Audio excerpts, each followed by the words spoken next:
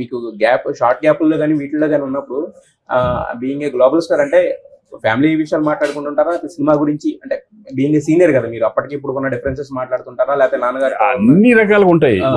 Even cricket గురించి మాట్లాడుకుంటాం. Even cricket గురించి మళ్ళీ ఎందుకు మీరు ఎక్కడికి మేమంతా ఇప్పుడు ఏంటంటే ఆస్ట్రేలియా, అన్ని న్యూజిలాండ్ వాటి గురించి మాట్లాడతాం. ఎవరెవరు ఆడుతున్నారు ఏంటి, మనం అంతా ఉన్నాయి. ఆ డిస్కషన్స్ ఉంటాయి. సినిమా గురించి ఉంటాయి, దీని గురించి ఉంటాయి, ఫ్యామిలీ గురించి ఉంటాయి కొన్ని. ఎందుకంటే మా అబ్బాయి ఏం చేస్తున్నారు, లేదా వాళ్ళు ఏం చేస్తారు, వీళ్ళు ఏం చేస్తున్నారు, ఎలా అటువంటి అన్ని డిస్కషన్స్ ఉంటాయి జనరల్ గా. బట్ మీరు క్రికెట్ ఆడతారు కానీ చరణ్ గారు పెద్ద కనిపించారు కదా సార్ ఇప్పుడు. చరణ్ బాగా ఆడతాడు. ఆడతారా? అప్పుడు ఆడారు కదా, తర్వాత లేదు. కానీ మేము ఏం చేసామంటే గోవిందుడు అందరవాడేలో ఈవినింగ్ గ్యాప్ కదా, ఈవినింగ్ వచ్చేప్పటికి అక్కడ ఫ్లడ్ లైట్స్ లాగా ఉండేది హోటల్లో. ఆయన ఒక టీము, నేను ఒక టీము.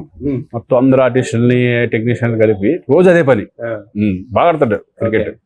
బట్ ఆబ్వియస్ గా మీరే గెలుచుంటారు బేసిక్, ఎందుకంటే లేదు వాళ్ళ టీం కూడా చరణ్ బాగా ఆడతాడు.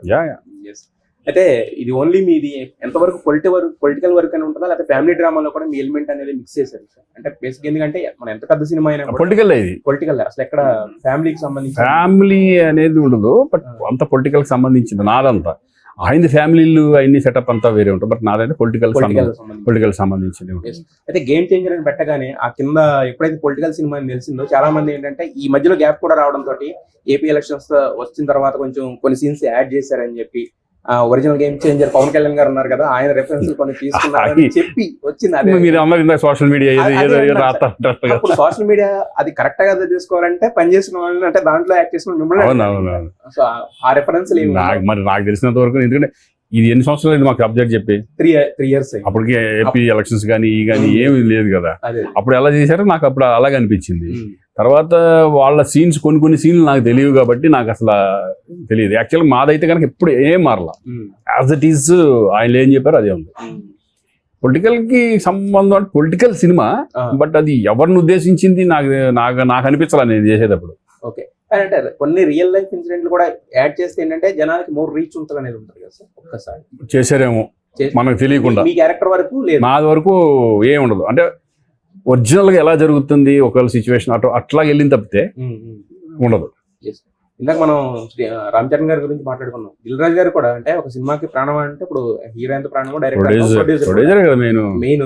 అంటే 3 సంవత్సరాల పాటు ఒక సినిమాని మోయడం ఇంత పెద్ద సినిమాకి వడ్డీలు కట్టుకుంటూ ఇంట్రెస్ట్లు కట్టుకుంటూ దాని మీద ఇంట్రెస్ట్ తగ్గకుండా సినిమా మీద ప్యాషన్ తోటి ఈ రోజు ఈ లెవెల్లో రిలీజ్ గట్స్ కి మెచ్చుకోవాలండి. ఎందుకంటే అటువంటి ప్రొడ్యూసర్స్ మన ఇండస్ట్రీలో బాగుంటేనే చాలా మంది ఇప్పుడు మాట్లాడేవాళ్ళు కానీ ఎవరన్నా సరే మంచి సినిమాలు రావడానికి కానీ పెద్ద హీరోలు పెద్ద సినిమాలు రావడానికి కానీ అవకాశం ఉంటుంది. ఆయన నమ్మేది సినిమా తప్పితే ఆయన వేరే ధ్యాస లేదు నాకు తెలిసినంత వరకు. ఎందుకంటే నేను ఎప్పుడు ఇండస్ట్రీకి వచ్చాను ఆల్మోస్ట్ కొంచెం అటు ఇటుగా ఆ టైంలోనే వచ్చాడు రాజు గారు కూడా. అప్పటి నుంచి తెలుసు నాకు ఆయన ఏం చేస్తున్నాడు, ఎలా పెరిగాడు, ఎలా ఎంత ఎత్తుకెళ్ళారు, ఆయన డెడికేషన్ ఏంటి, ఆయన వర్క్ ఏంటి, వాళ్ళు అవన్నీ కూడా అంత లేకపోతే ఇన్ని సినిమాలు ఇంత గట్స్ తీయలేదు. గట్స్ వాల్యూ అనమాట. అంటే నా సినిమా ఆయన సినిమా మీద నమ్మకం. కొన్ని పోతా ఉంటాయి, కొన్ని వస్తూ ఉంటాయి, కొన్ని పులి మీద కూర్చున్నారంటే పులి మీద స్వారీ చేస్తానే ఉండాలి. ఇంకా ఎంతమందిని కొట్టుకుంటూ వెళ్తాడు అనేది ఆయన ఇష్టం. ఇంకా ఆ కెపాసిటీ ఉన్నాయి కాబట్టి ఈ రోజు 50 ఇప్పుడు అన్ని సినిమాలు ఉన్నాయి కదా, ఒక్కొక్కటి డిసప్పాయింట్ చేయొచ్చు, తప్పేం కదా. డిసప్పాయింట్ అవుతుంది. అన్ని సినిమాలు సూపర్ హిట్లు అవ్వాలంటే మనం వల్ల ఎవరు ఒకటి అనుకుంటా, ఒక విజన్ ఒకటి అనుకుంటా, అది ఒక్కొక్కసారి మిస్ఫైర్ అవుతుంది. సూపర్ హిట్ ఫార్మ్ తీస్తే అందరూ సూపర్ హిట్ తీస్తారు కదా, ఫ్లాప్లు ఎందుకు తీస్తారు? అందరూ మంచి సినిమా చేయాలని వెళ్తారు. ఇప్పుడు మనం రోడ్లో వెళ్తున్నాం అండి, రోడ్లో వెళ్తే పంచర్ అవ్వడానికి రూల్ ఉందా? అంతే కదా, మనకు తెలియదు అది ఏ టైంలో అవుద్దా పంచర్. అయితే మరి యాజ్ ఎ ప్రొడ్యూసర్ కి ఇంత పెద్ద సినిమా ఎత్తుకున్నప్పుడు మీరు ఫస్ట్ డే చూస్తుంటారు, ఆయన ఎక్సైట్మెంట్ ఒకటి ఉంటుంది. యాక్చువల్గా శంకర్ గారితో సినిమా, రామ్ చరణ్ గారితో సినిమాలు, ఇప్పుడు కూడా దిల్ రాజు గారిని చూస్తున్నారు కదా, ఎక్సైట్మెంట్ లెవెల్స్ పెరుగుతున్నాయా ఉండగా? అంటే సినిమా దగ్గరికి ఆయనకి అలవాటు అయిపోయి ఇప్పుడు ఎన్ని సినిమాలు చేశారు ఆయన? More than 50. గేమ్ చేంజర్ ఒకే రకంగా ఉంటుంది ఆయనకి. మామూలు వేరే చిన్న సినిమాలు చేసినప్పుడు కూడా అది కూడా అదే దాంట్లో ఉంటుంది తప్పితే అట్లా ఏముండదు. నేను చూడలేదు మరి అట్లా. అన్ని సినిమాకి ఒకటే ఎఫర్ట్.